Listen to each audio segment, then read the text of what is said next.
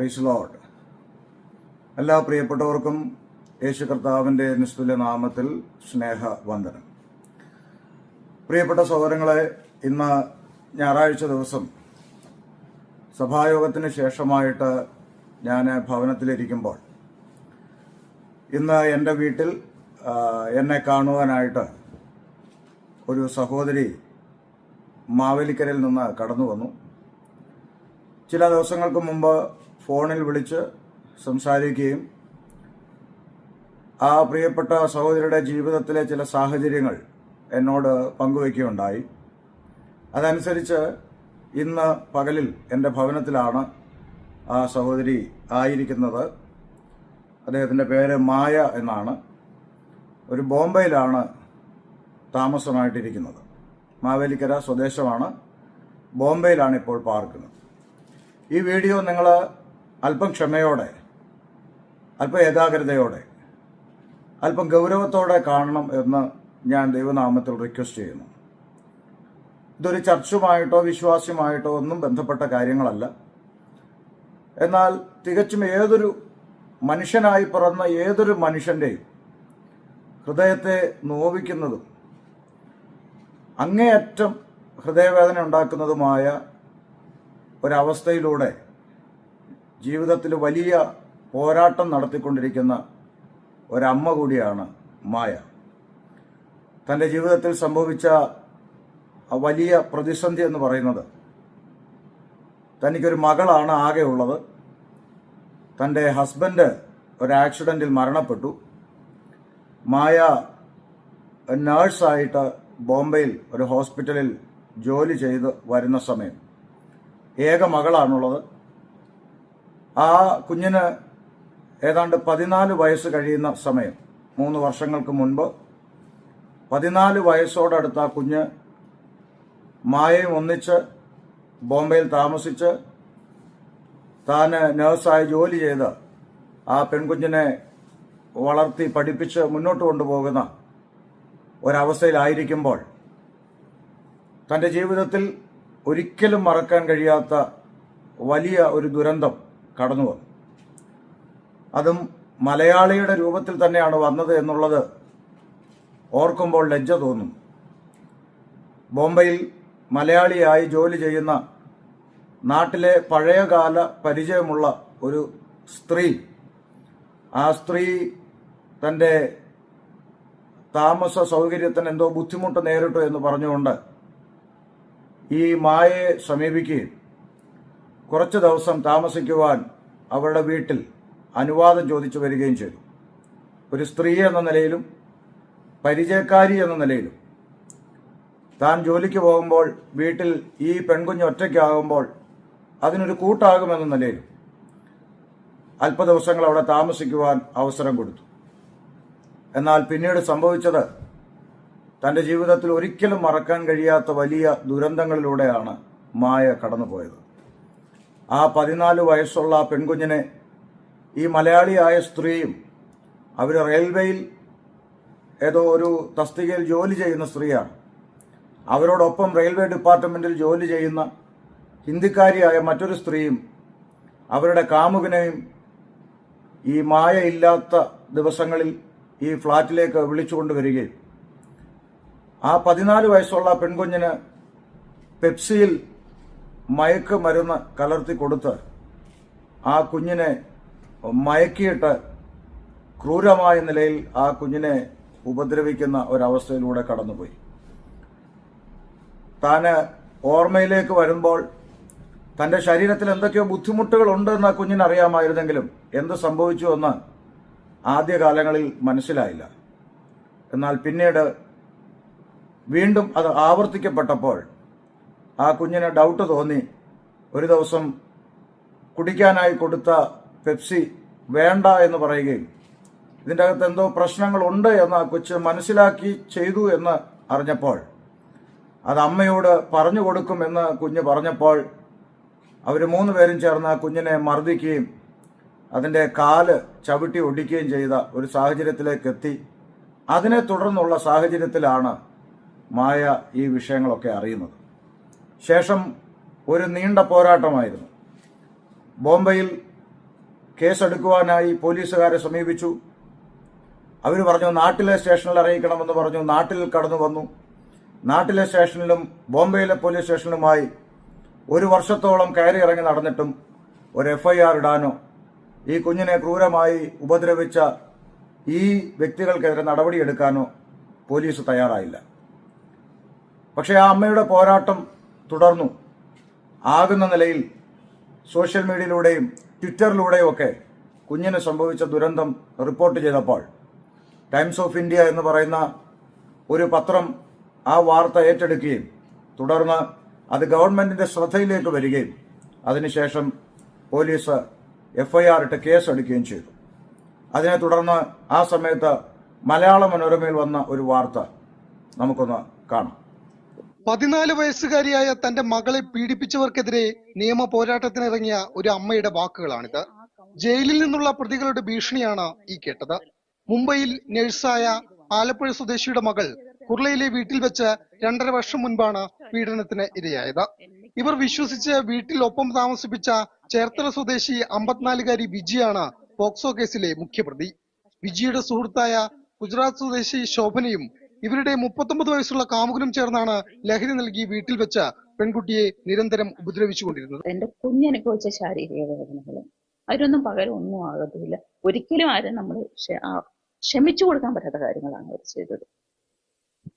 കാരണം ലഹരി അടക്കം കൊടുത്ത് ഉപദ്രവിക്കുകയാണ് ചെയ്തത് ആ ഒരു സാഹചര്യം. അത് മാത്രമല്ല കുട്ടിയുടെ കാല് അടിച്ചോടിക്കുന്നു. ആ മെയിലായിട്ടുള്ള ആള് കുട്ടിയുടെ കാല് ചവിട്ടി ഓടിച്ച് അങ്ങനെയാണ് കുട്ടിയുടെ കാല് ഫ്രാക്ചർ വരുന്നത്. കാരണം അന്നൊരു 14 വയസ്സുകാരിക്ക് സഹിക്കാൻ പറ്റുന്നതിനപ്പുറമായിരുന്നത്.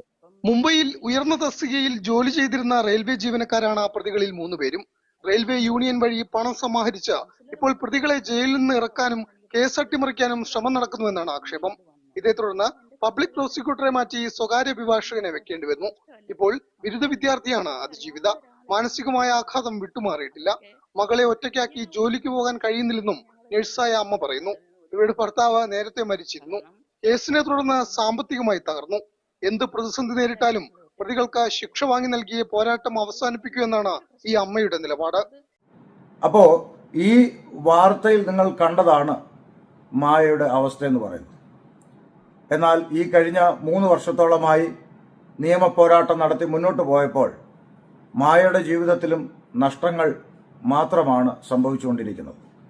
കേസ് നടത്തുവാനും വക്കീലിനെ കാണുവാനും സാമ്പത്തിക ബുദ്ധിമുട്ടുണ്ടായിരുന്ന അവസ്ഥയിൽ നാട്ടിലാകെ ഉണ്ടായിരുന്ന കിടപ്പാടം ബാങ്കിൽ പണയം വെച്ച് ലോൺ എടുത്ത് മകളുടെ നീതിക്കായി മകൾക്ക് നീതി കിട്ടുവാൻ പോരാടിയ അമ്മ ഇന്ന് ഏതാനും ദിവസങ്ങൾ കഴിയുമ്പോൾ ആ വീടും വസ്തുവും ജപ്തി നടപടിയിലേക്ക് അടുത്തുകൊണ്ടിരിക്കുകയാണ്.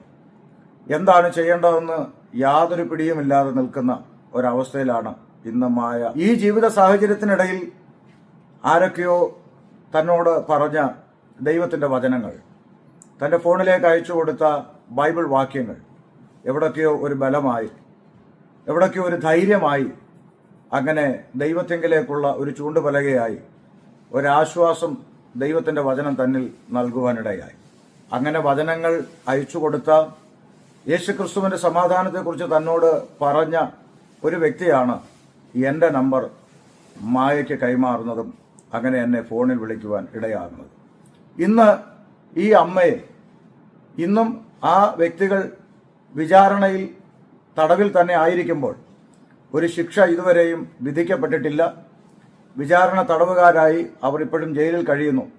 അതിൽ ഹിന്ദിക്കാരിയായ സ്ത്രീ ഇപ്പോൾ ഈ അടുത്ത സമയത്ത് ജാമ്യം എടുത്ത് പുറത്തു വന്നു എന്നാണ് മായയിൽ നിന്ന് മനസ്സിലാക്കാൻ സാധിക്കുന്നത്. ഇനി ആ കേസ് മുന്നോട്ട് നടത്തിക്കൊണ്ടു പോകണമെങ്കിൽ തൻ്റെ കയ്യിൽ ഒന്നുമില്ല. ഏകമകൾ, ഭർത്താവ് മരിച്ചുപോയ വിധവയായ ഒരമ്മ.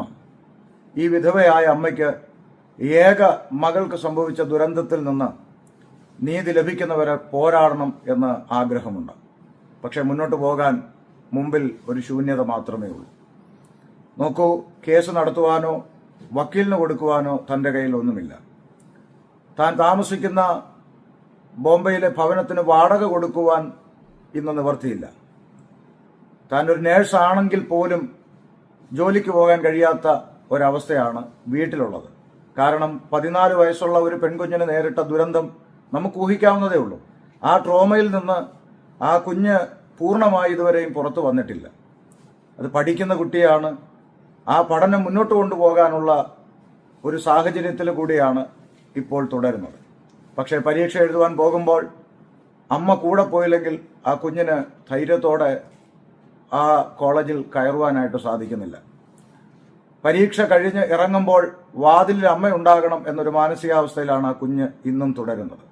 അതുകൊണ്ട് തന്നെ ജോലിക്ക് കൃത്യമായി പോകാൻ കഴിയാതെ രാവിലെ പരീക്ഷയ്ക്കായി കൊണ്ടുപോകുന്ന കുഞ്ഞ് തിരിച്ചിറങ്ങുന്നത് വരെ കോളേജിൻ്റെ വരാന്തയിൽ ഇരിക്കുകയാണ് മായ ഇപ്പോൾ ചെയ്യുന്നത്. നമ്മുടെ സമൂഹത്തിൽ ഒറ്റയ്ക്കായി പോയ ഒരു സ്ത്രീയും 17 വയസ്സിലേക്ക് കടക്കുന്ന ഈ പെൺകുഞ്ഞുമായി എത്രത്തോളം പിടിച്ചു നിൽക്കാൻ കഴിയും എന്ന് നമുക്ക് ഓരോരുത്തർക്കും വ്യക്തമായിട്ട് അറിയാം. നമ്മുടെയൊക്കെ വീട്ടിൽ കുഞ്ഞുങ്ങളുണ്ട്. ഒരുപക്ഷെ എൻ്റെ വീട്ടിലും നിങ്ങൾക്കറിയാം 2 പെൺകുഞ്ഞുങ്ങളാണുള്ളത്. ഇതേ പ്രായത്തിലൊക്കെ ആയിരിക്കുന്ന പെൺകുഞ്ഞുങ്ങൾ നിങ്ങളുടെയൊക്കെ വീട്ടിലും ഉണ്ടാകും. ഇങ്ങനെ ഒരു അവസ്ഥയിൽ നമ്മുടെയൊക്കെ ഭവനത്തിൽ സംഭവിച്ചാൽ അവിടെ ഒരുപക്ഷെ നമ്മുടെ അവസ്ഥ എന്താകും, നമ്മൾ ഏത് നിലയിൽ പ്രതികരിക്കും? ഒരുപക്ഷെ ആ പ്രതികളെയൊക്കെ കൊന്നിട്ട് നമ്മളൊക്കെ ജയിലിൽ പോകുമായിരുന്നില്ല എന്ന് പോലും ചിന്തിച്ചു പോവുകയാണ്. അങ്ങനെയെങ്കിൽ മുമ്പോട്ട് എന്ത് എന്നറിയാതെ ആകെയുള്ള വസ്തുവും ആ വീടും ഏതാണ്ട് 12 ലക്ഷം രൂപ ഉടനെ അടച്ചില്ലെങ്കിൽ ജപ്തി നടപടിയിലേക്ക് നീങ്ങുമെന്ന അവസ്ഥയിൽ എത്തി നിൽക്കുന്നു. കുഞ്ഞിനെ മുന്നോട്ട് പഠിപ്പിക്കാനോ വീട് വാടക കൊടുക്കുവാനോ കൃത്യമായി ഒരു ജോലിക്ക് ഈ കുഞ്ഞിനെ ഒറ്റയ്ക്കിട്ടിട്ട് പോകാനോ കഴിയാത്ത മാനസികാവസ്ഥ. ആ പെൺകുഞ്ഞിന്റെ കൂടെ കൂട്ടിനായി വിശ്വസിച്ച് ഒരു സ്ത്രീയെ ഇനി നിർത്തുവാൻ മായയ്ക്ക് കഴിയുമെന്ന് നിങ്ങൾക്ക് തോന്നുന്നുണ്ടോ? ഈ നീചകൃത്യം ചെയ്തതിന്റെ പിന്നിൽ ഒരു സ്ത്രീയാണ് എന്നോർക്കണം. അങ്ങനെയെങ്കിൽ അതിനുള്ള ധൈര്യം ഇന്ന് ഈ അമ്മയ്ക്ക് ഇല്ല. ഒരു നിവൃത്തിയുമില്ലാത്തൊരവസ്ഥയിൽ ഇനി എന്തെന്നൊരു ചോദ്യത്തിന് മുമ്പിൽ നിൽക്കുമ്പോൾ എന്നെ കാണുവാൻ ഇവിടെ കടന്നു വന്ന മായയോട് പറയുവാൻ ദൈവിക സമാധാനവും ദൈവിക ആശ്വാസവും സുവിശേഷത്തിന്റെ വചനങ്ങളും മാത്രമേ എൻ്റെ പക്കലുള്ളൂ. എങ്കിലും അതുകൊണ്ട് പരിഹാരം വരുന്നില്ലല്ലോ. അതുകൊണ്ടാണ് എന്നെ സ്നേഹിക്കുന്ന ദൈവമക്കളുടെ മുമ്പിലേക്ക് ഞാൻ ഈ വിഷയം കൊണ്ടുവരുന്നത്. നമ്മൾ ഒരുമിച്ച് നിന്നപ്പോൾ എത്രയോ പേരുടെ വലിയ പ്രതിസന്ധികളെ കരകയറ്റുവാൻ നമുക്ക് സാധിച്ചിട്ടുണ്ട്. എത്രയോ പേരുടെ ജപ്തികൾ ഒഴിവാക്കി കഴിഞ്ഞ കോവിഡ് കാലങ്ങളിൽ നമ്മൾ കൊടുത്തിട്ടുണ്ട്. എത്രയോ കുഞ്ഞുങ്ങളെ നമ്മൾ വിവാഹം കഴിപ്പിച്ചിട്ടുണ്ട്. എത്രയോ കുഞ്ഞുങ്ങളുടെ ഫീസ് അടച്ച് നമ്മൾ സഹായിച്ചിട്ടുണ്ട്. എത്രയോ ദേവദാസന്മാരുടെ അനേക പ്രതിസന്ധികളിൽ, ക്യാൻസർ, കിഡ്നി പോലുള്ള എത്രയോ ഇഷ്യൂകളിൽ നമ്മൾ ഇടപെട്ടിട്ടുണ്ട്. പക്ഷേ അതിനേക്കാളൊക്കെ ഭീകരമായ, അതിഭീകരമായ ഒരവസ്ഥയിലൂടെ കടന്നു പോകുന്ന ഈ മായ എന്ന സഹോദരിയെ നമ്മൾ കൈവിടില്ല, നമ്മൾ ചേർത്ത് പിടിക്കുമെന്ന് ഞാൻ പ്രതീക്ഷിക്കുന്നു. എൻ്റെ പ്രിയപ്പെട്ട സഹോദരങ്ങളിൽ, എൻ്റെ ഫോളോവേഴ്സിൽ ഞാൻ വിശ്വസിക്കുന്നു. നിങ്ങൾ ഒരു മാനുഷിക പരിഗണന മാത്രം കണക്കിലെടുത്ത് നിങ്ങളെ കൊണ്ടാകുന്ന നിലയിൽ ഈ ജപ്തിയെങ്കിലും ഒന്ന് ഒഴിവാക്കുവാൻ, അല്ലെങ്കിൽ മുന്നോട്ടുള്ള ജീവിതത്തിൽ എന്തെങ്കിലും ഒരു പ്രതീക്ഷ ഉണ്ടാകുവാൻ നിങ്ങളെല്ലാവരും ഈ വിഷയത്തിൽ ഒന്ന് ഇടപെടും എന്ന് ഞാൻ പ്രതീക്ഷിക്കുന്നു. ഞാൻ മായയെ കൊണ്ട് ഒന്നും സംസാരിപ്പിക്കാൻ തുനിയാത്തത് പലരോടും ഈ കാര്യങ്ങൾ പറഞ്ഞ് ഒരു വല്ലാത്ത മാനസികാവസ്ഥയിലാണ് അവരായിരിക്കുന്നത്. നമുക്കറിയാം, വീണ്ടും വീണ്ടും ആ സംഭവം ആവർത്തിക്കപ്പെടേണ്ടി വരുമ്പോൾ, അല്ലെങ്കിൽ അത് ആവർത്തിച്ച് പറയേണ്ടി വരുമ്പോൾ ഉണ്ടാകുന്ന ഒരു മാനസികാവസ്ഥ നമുക്ക് മനസ്സിലാകും. ഒന്നും പറയിക്കാൻ ആഗ്രഹിക്കുന്നില്ല. നിങ്ങൾക്ക് പേഴ്സണലായിട്ട് അവരുടെ ഡീറ്റെയിൽസ്, കാര്യങ്ങൾ വേണമെങ്കിൽ നിങ്ങൾ എന്നെ പേഴ്സണലി ബന്ധപ്പെട്ടാൽ തീർച്ചയായിട്ടും അവരുടെ കോണ്ടാക്ട് ഡീറ്റെയിൽസ് ഞാൻ തരും. പക്ഷെ പബ്ലിക്കിൽ അത് തരാൻ പറ്റില്ലല്ലോ. കാരണം അറിയാമല്ലോ ഇപ്പോഴത്തെ സാഹചര്യം. ഒറ്റയ്ക്കായി പോയ ഒരു സ്ത്രീയാണ്, ഈ തരത്തിലുള്ള ഒരു അനുഭവത്തിലൂടെ ഉള്ള കുഞ്ഞാണ്. ബുദ്ധിമുട്ടുകൾ ഉണ്ടാകാം, ശല്യങ്ങൾ ഉണ്ടാകാം. അതുകൊണ്ട് തന്നെ നമ്പറോ ഡീറ്റെയിൽസോ പബ്ലിക്കായി തരുവാൻ കഴിയുന്നില്ല. വ്യക്തിപരമായി എന്നെ അറിയുന്ന ദൈവമക്കൾ, സ്വദേശത്തോ വിദേശത്തോ ഉള്ളവർ നിങ്ങളെ കോണ്ടാക്ട് ചെയ്താൽ അവരുടെ ഡീറ്റെയിൽസ്, കോണ്ടാക്ട് ഞാൻ നിങ്ങൾക്ക് തരുന്നതായിരിക്കും. ഈ മായയുടെ അക്കൗണ്ട് ഡീറ്റെയിൽസ് ആണ് ഈ വീഡിയോടൊപ്പം ചേർത്തിരിക്കുന്നത്. അപ്പോൾ ദയവായി ഈ വിഷയത്തിൽ ദൈവമക്കൾ ഒരു മനുഷ്യൻ എന്ന പരിഗണന മാത്രം, നമ്മുടെ കൂടെയുള്ള ഒരു സഹജീവി എന്ന പരിഗണന വെച്ചുകൊണ്ട് മാത്രം ഈ കാര്യത്തിൽ ഇടപെടണമെന്ന് ദൈവനാമത്തിൽ ഞാൻ റിക്വസ്റ്റ് ചെയ്യുന്നു. ദിവസങ്ങൾക്കുള്ളിൽ സന്തോഷകരമായ ഒരു വാർത്ത നിങ്ങളോട് പങ്കുവയ്ക്കാൻ, അല്ലെങ്കിൽ ആ വിഷയത്തിൽ ഒരു പരിഹാരം വന്നു എന്ന ഒരു വാർത്ത നിങ്ങളോട് പങ്കുവയ്ക്കുവാൻ കർത്താവ് സഹായിക്കട്ടെ. ദൈവിക സമാധാനത്തെക്കുറിച്ചും കർത്താവിനെക്കുറിച്ചുമൊക്കെ ഏറെക്കുറെ മായ മനസ്സിലാക്കി വരുന്നു.